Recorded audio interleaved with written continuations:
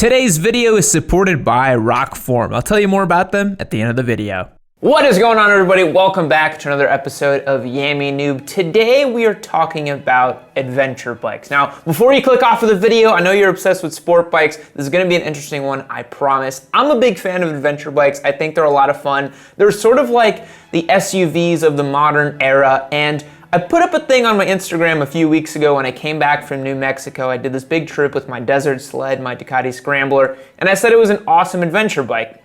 And people got all upset. I got a lot of comments and DMs saying, it's not an adventure bike. You can't call it an adventure bike. It's not an adventure bike, this and that. But even Jake the Garden Snake, who built his own adventure bike out of an FZ07, said it was an adventure bike. So it got me thinking, is a WR250R with a rally tank an adventure bike? Is a Triumph Scrambler XE or XC an adventure bike? Is a KTM 390 Adventure an adventure bike? Or maybe it's a BMW 1250 GS. Only those are adventure bikes. So today I wanted to just dive into what the hell is an adventure bike, what makes an adventure bike, what the definition is, just a lot of stuff I've been noodling about on this category because I think it can be kind of confusing. And then at the end, I'm gonna give you my own opinion on what I think these bikes fit into. So let's begin. If you want the chance to dive into these topics a little bit deeper with me, you can join over on yammie.co for our Discord community. These kinds of thoughts and noodlings and things that we talk about here in these videos happen in real time on our Discord server, which is the best place for motorcyclists on the internet, in my humble opinion. We're recently doing a big push to increase the quality and the overall enjoyment of the Discord server. So if you hit the link down below, you can join that, and I'd really appreciate it. It'd be awesome. So let's get into adventure bikes. So what's my own experience with adventure riding? So I've taken my Ducati Scrambler desert sled to the mountains of Galeana, Mexico. I rode from Austin, Texas all the way down there. It was about a 10-hour drive to and from. Rode in mixed conditions, big trails, big rocks, all kinds of stuff. Flew off the bike at one point, landed on my foot. I've done a bunch of dual sport hill country rides with my desert sled here. I've taken it off-road to an adventure park here. I took it out to New Mexico. I took it out to Big Bend and did some desert riding. So I feel like I have a pretty good grasp on/off-road big adventure conditions with the bike. But the thing I want to point out here is that not all adventure bikes are the same. You know, you look at something like the Duke 390 Adventure, that's basically just a Duke 390 with a little bit tweaks in there. It's got some light knobs and a little bit taller suspension. A 1250 GS is a 600-pound travel motorcycle that you could take off-road. A Tenere 700 is kind of a lightweight pared back middleweight adventure. But the through line is really clear to me of what these manufacturers are calling adventure bikes. So in doing some research and looking at the words that manufacturers use to define these motorcycles, they all have travel, enduro, adventure, those kinds of words in them. So really they have this element of travel and the ability to tackle things when the pavement ends, but they're not meant to be dual sports or dirt bikes. They just have elements of those machines to help you on off-road pavement. That doesn't make sense, off-road pavement on the gravel roads, you know what I'm saying here.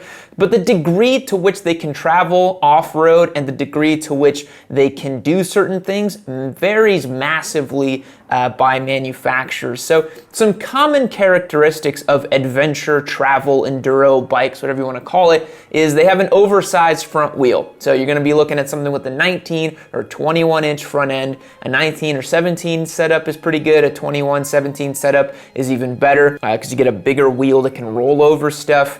The tires are likely going to be semi-knobby with something like that. There's exceptions that exist. The Suzuki V-Strom, in my opinion, is a sport touring bike, but Suzuki calls it an adventure bike, so we have to consider it because Suzuki's so special. The fuel tank is normally a bit larger too to allow you to cover long distances. This is why I said in the beginning, is a WR250R with a rally tank an adventure bike? Well, kind of by definition, but not really. But you'll normally see on these bikes much bigger gas tanks. You'll see like a 4 or 5 gallon tank so you can cover long distances.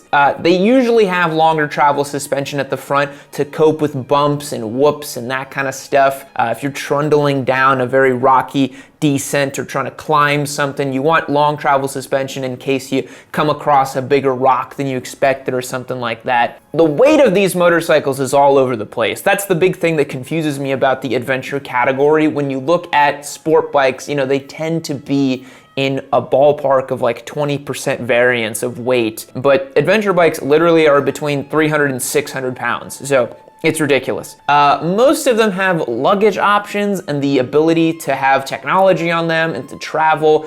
From doing my research, the big thing about adventure bikes is that you get on the bike and you travel a long distance with it, which to me is more sport touring, but we'll get into that later. And it's meant for on/off-road travel. And that's kind of it.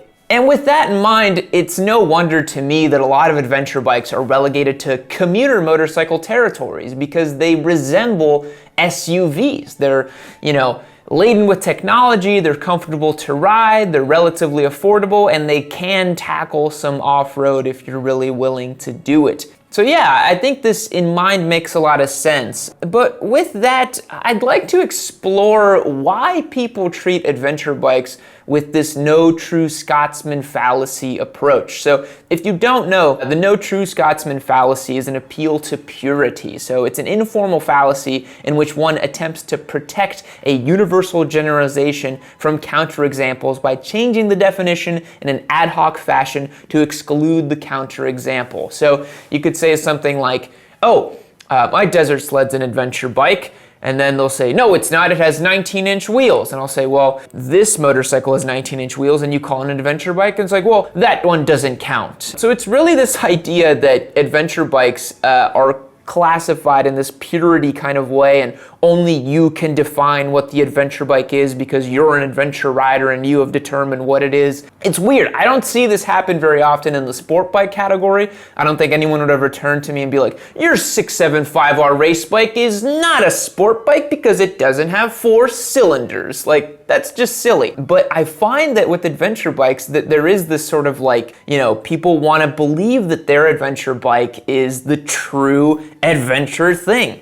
It's the motorcycle that they can take off-road and you can't with your bike because it's not as capable. But the thing I want to stress here is that any bike can be an adventure bike. And I know that's a bit of a controversial opinion, but I ride a lot of different motorcycles here on Yammie Noob. I've ridden 80 different motorcycle models in the last couple of years.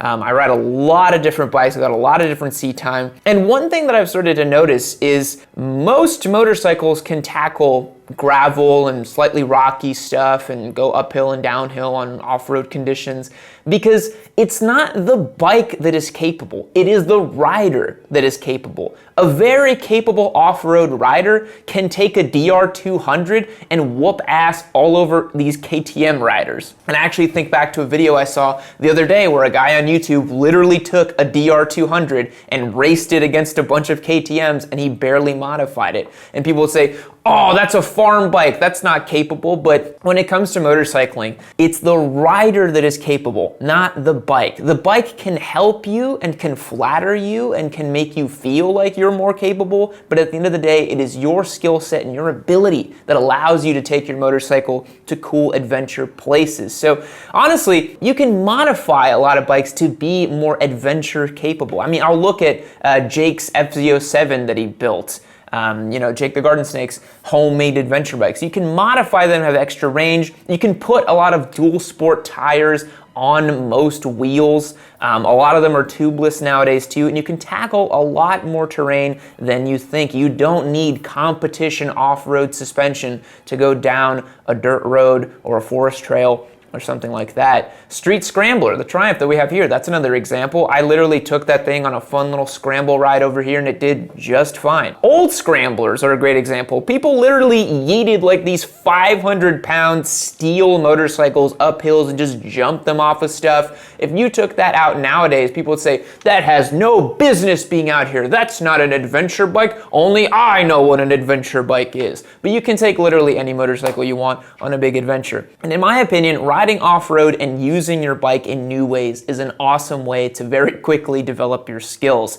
When you only ride pavement, you only have a very limited understanding of grip and of slide and of body position and a lot of characteristics when you ride a motorcycle. If you explore off-road and gravel and dirt and mud and ice and all that kinds of stuff, you start to understand your motorcycle better. Adventure riding makes you a better rider, in my opinion. Taking your bike on long distances and doing off-road and on-road and tackling stuff and being tough and being out there, it makes you better. You don't need a fancy adventure bike to do it. You have an adventure bike in your garage right now. It's the one that you own. If you want to have an adventure bike, you can take the bike you own right now and go have an adventure with it. Depends on what you own. If you own a Hayabusa, it's probably going to be pretty hard to do that. But if you've got like a CB 500R or something, or a little 400, a Z400, go ahead and scramble it. Go nuts. It's crazy. Go and hop it over some rocks, feel the traction. Basically, any bike can be an adventure bike. It's just that some motorcycles are more tuned to help you in those situations. So that's kind of the long and the short of it with me and adventure bikes for today. If you agree, let me know in the comments down below. If you disagree, let me know in the comments down below as well. Would love to hear from you. Can't promise that I'll respond because I do get a lot of comments on YouTube, but if you want to chat with me in real time, hit me up on my Discord server on yammie and we can chat adventure bikes if you so choose. I'll catch you on the next one. See you later. Thanks to Rockform for supporting the video today. In case you don't know, when you're riding on a big adventure, it helps to be able to see where you're going on a map. There's no better way to do that than with a handlebar mount for your phone, and Rockform's got one of the best in the biz. I used it plenty on my New Mexico trip, in Big Bend, and when I went to Mexico. Right now, if you use the code YN25 to get yourself 25% off your order in the link below, and you can have a phone mount that works. The best part is that the case is magnetic and basically indestructible, which means it's definitely adventure bike approved. You can even slap it onto your motorcycle and look up some YouTube videos to fix something on the side of the road. Check them out, use the code YN25 for 25% off your order and get yourself sorted on your phone mount. And just like that, when you least expect it, Cowboy Yammie is back at it once again. Why don't you click this video right here, you let me know what you think of it, okay? Leave me a nice comment, subscribe to the channel, leave me a like, do all those nice things, and y'all have yourselves a good day.